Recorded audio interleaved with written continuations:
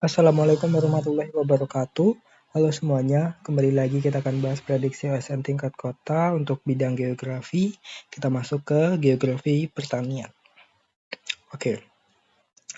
Nomor 41. Faktor yang termasuk kategori sosial yang mempengaruhi pertanian adalah. Nah, di sini ada kata kuncinya yaitu sosial. Berarti ya kita cari yang menurut kalian itu yang sosial. Ini gampang banget ya, jawabannya yang C. Jadi memang pertanian ini nggak hanya dipengaruhi oleh faktor fisik, tapi faktor sosial kayak modal dan tenaga kerja, kemudian bisa aja juga pendidikan dan budaya masyarakat itu juga mempengaruhi pertanian. Nah, faktor sosial ini di sini perannya itu untuk menentukan keberhasilan suatu sistem pertanian. Nah, gimana ini? Jadi hal ini tuh melibatkan kemampuan manusia dalam mengelola sumber daya alam, kemudian adopsi teknologi dan manajemen hasil pertanian yang mencapai produktivitas yang optimal kayak gitu. Karena modal itu juga penting ya untuk kegiatan pertanian dan bisa berupa modal uang, alat maupun modal teknologi. Tenaga kerja itu juga penting karena menjadi penentu dalam pengolahan lahan, kemudian penanaman dan juga panen. Sehingga jawabannya yang C.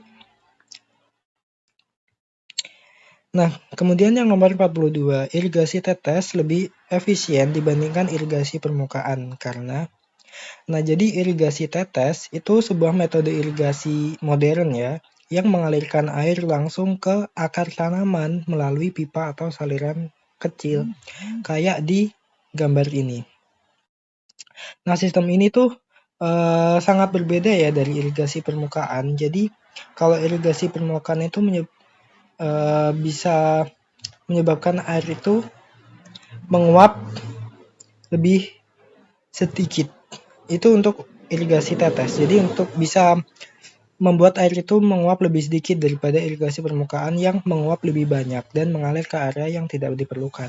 Kemudian kalau untuk secara efisiensi, irigasi tetes itu cukup efisien karena yaitu tadi dari segi alat maupun dari segi prosedur itu cukup efisien sehingga irigasi tetes ini menjadi pilihan utama kalau kita mau menghemat sumber daya air, terutama di daerah dengan air yang terbatas. Kayak gitu. Nah, kita masuk ke opsi-opsinya. Jadi yang pertama opsi A, mengurangi penguapan dan menggunakan air secara tepat sasaran. Nah, ini betul, jawaban yang betul karena memang ini alasan utama mengapa irigasi tetes ini lebih efisien.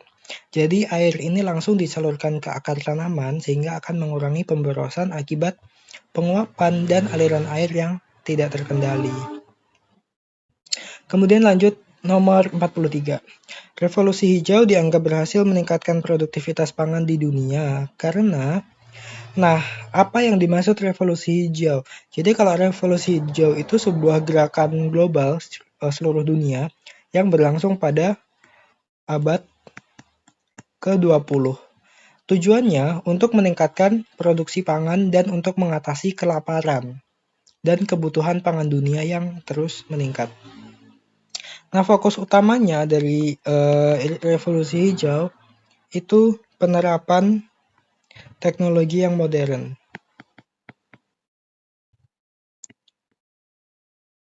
Penerapan teknologi modern kayak misalkan penggunaan bibit unggul, pupuk, maupun pestisida dan irigasi yang canggih.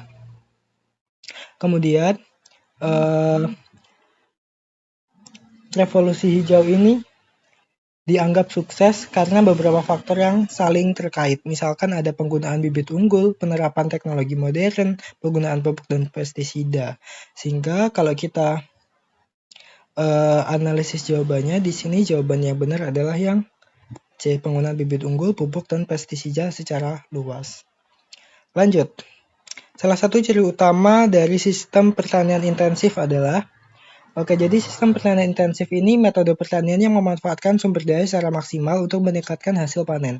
Jadi di sini produktivitas itu tinggi, tapi lahan itu sempit. Nah, itu adalah sistem pertanian intensif. Nah, ini biasanya diterapkan di daerah yang memiliki lahan yang terbatas atau lahan yang sempit atau kepadatan penduduknya tinggi. Nah, fokus dari sistem pertanian ini itu di efisiensi. Efisiensi dalam apa? Dalam hal penggunaan teknologi, kemudian dalam tenaga kerja juga. Jadi ini jawabannya adalah yang C. Oke, nomor 45. Faktor topografi yang mempengaruhi pola pertanian di suatu wilayah. Nah, di sini kita ada kata kuncinya topografi. Jadi kalau topografi itu pasti kaitannya erat dengan apa? Bentuk permukaan. Nah, topografi atau bentuk permukaan ini memiliki sebuah peranan penting memang untuk menentukan pola dan jenis pertanian yang bisa diterapkan di suatu wilayah. Contohnya apa? Faktornya misalkan adalah kemiringan lereng, kemudian ketinggian, dan juga keadaan geografis lainnya. Ini memang sangat mempengaruhi kemampuan tanah untuk mendukung pertanian. Nah, dengan kata lain, bentuk lahan yang berbeda ini akan mempengaruhi proses budidaya, irigasi, dan pemilihan jenis tanaman yang dapat tumbuh dengan baik di wilayah tersebut. Sehingga di sini jawabannya yang A. Oke, sekian pembahasan dari aku. Semoga bermanfaat. Kurang lebihnya mohon maaf. Wassalamualaikum warahmatullahi wabarakatuh.